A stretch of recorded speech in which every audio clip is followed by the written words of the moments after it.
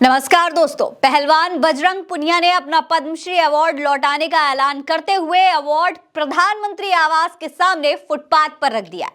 लेकिन हुकूमत में बैठे लोगों को अब भी शर्म नहीं आ रही है। तस्वीर में देखिए, प्रधानमंत्री के आवास के सामने इस फुटपाथ पर पुनिया ने अपना पद्मश्री पुरस्कार और साथ में सर्टिफिकेट रख दिया है। अपना सम्मान भी वो यहाँ पर त्याग कर जा रहे हैं। हाथ जोड़कर वो यहाँ से चले जाते हैं। कुछ पुलिस वाले उन्हें रोकने की कोशिश करते हैं, उन्हें समझाने की कोशिश करते हैं, लेकिन पुनिया वहां पर अपना अवार्ड, अपना सम्मान रखकर एकदम मुड़ जाते हैं। उनके चेहरे से उनका दुख साफ साफ झलक रहा है। उन्हें देखकर ऐसा लग रहा है कि वो ये दिखाने की कोशिश कर रहे हैं कि जब उनका मान ही नहीं रहा है तो फिर इस सम्मान का आखिर मोल क्या बचा।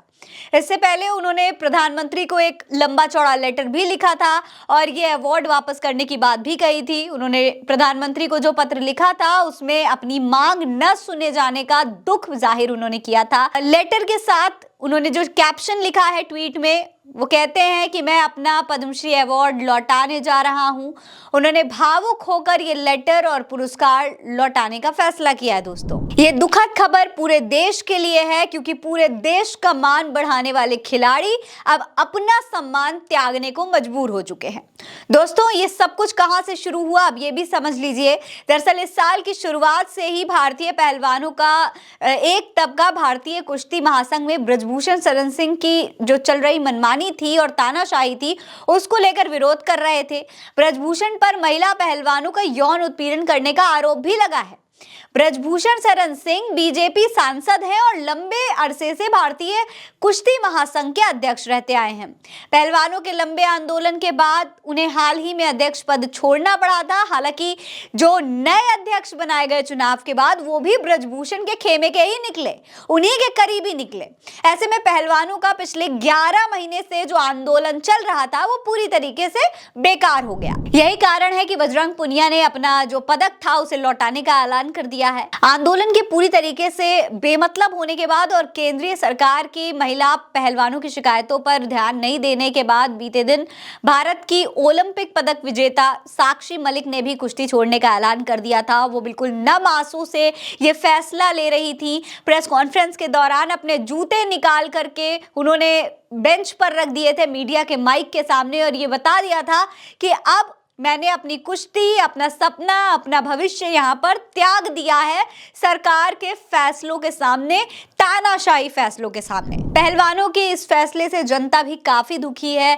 ट्वीट करके कई लोग अपना दुख जाहिर कर रहे हैं। नितिन अग्रवाल लिखते हैं कि पहलवान बजरंग पुनिया ने पद्मश्री लौटाया, प्रधानमंत्री आवास के बाहर फुटपाथ पर रखा अवार्ड, खिलाड़ियों के आंसुओं, बेटियों की बेबसी, खेलों से खिलवाड़ पर संसद व सरकार चुप क्यों है। कांग्रेस ने भी इस पर ट्वीट किया है। कांग्रेस लिखती है कि इससे दुखद और क्या होगा।